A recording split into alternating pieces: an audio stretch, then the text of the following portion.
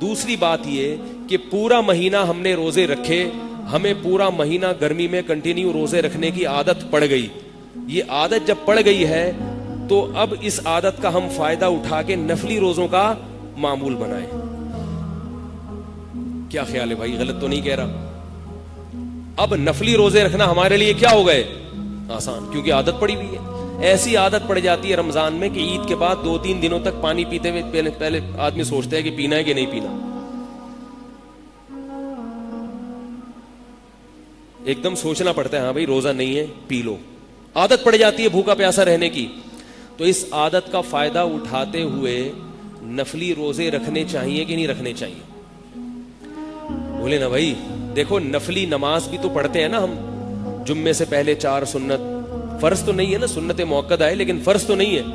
جمعے کے بعد بھی 4 سنت, جیسا مرضی نالائق ہو سنت موقدہ تو پڑھ ہی لیتا ہے. فرض نماز ہے مغرب کے 3, اس کے بعد 2 سنت لوگ پڑھ ہی لیتے ہیں. عشاء کے 4 فرض ہیں, اس کے بعد 2 سنت, حالانکہ وہ فرض نہیں ہے لیکن پڑھ ہی لیتے ہیں.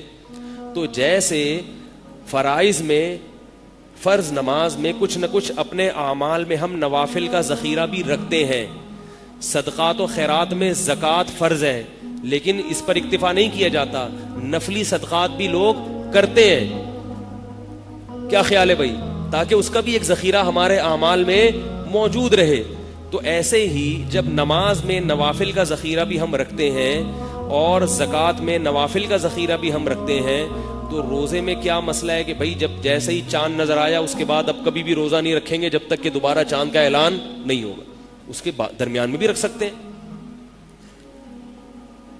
تو نبی صلی اللہ علیہ وسلم نے ایام 20 کے روزوں کو سنت قرار دیا. چاند کی 13, 14 اور 15 تاریخ, چاند کی 13ویں تاریخ, 14ویں تاریخ اور 15ویں.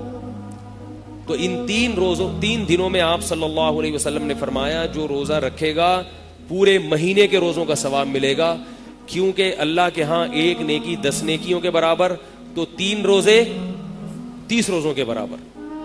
کتنی بڑی فضیلت ہے بھائی, کیا خیال ہے؟ اور اس سے جو رمضان میں ہمیں کم کھانے کی عادت پڑی ہے وہ عادت بحال رہے گی. ورنہ رمضان گزرنے کے چند دنوں کے بعد پتہ ہی نہیں چلتا مسلمان کی کھانے پینے کی روٹین دیکھ کے کہ اس نے زندگی میں کبھی کھانا چھوڑا بھی ہوگا. ہماری کھانے کی روٹین دیکھ لے کوئی گورا تو کہے گا یہ دنیا چھوڑ سکتے ہیں, یہ کھانا نہیں چھوڑ سکتے, کھانا نہیں چھوڑ سکتے.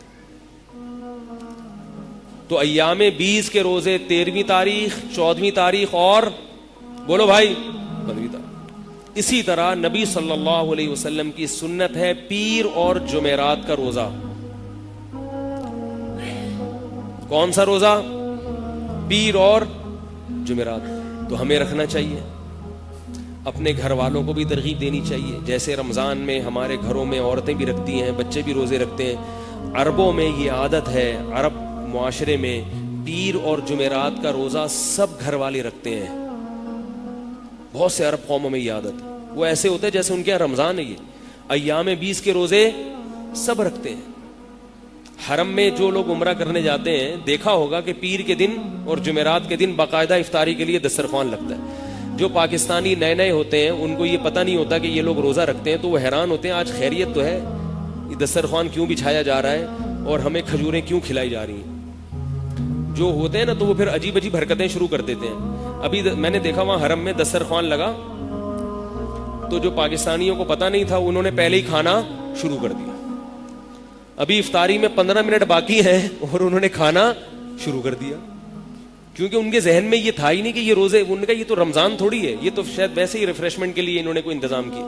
تو ہم نے کونی ماری, ہم نے کہا اپنی بھی بےزتی کراؤ گے اور ہماری بھی کراؤ. وہ کہیں گے سارے پاکستانی ایسے ہی ہوتے ہیں. تو ان کے ذہن میں یہ ہے کہ پاکستانی کھاتے ہیں, روزہ نہیں رکھتے. کیا خیال ہے بھائی؟ تو پیر اور جمعرات کا روزہ ہمت کر کے, کیا خیال ہے؟ میں یہ جتنی باتیں کہہ رہا ہوں اپنے لیے بھی کہہ رہا ہوں تاکہ اللہ مجھے بھی عمل کی توفیق دے.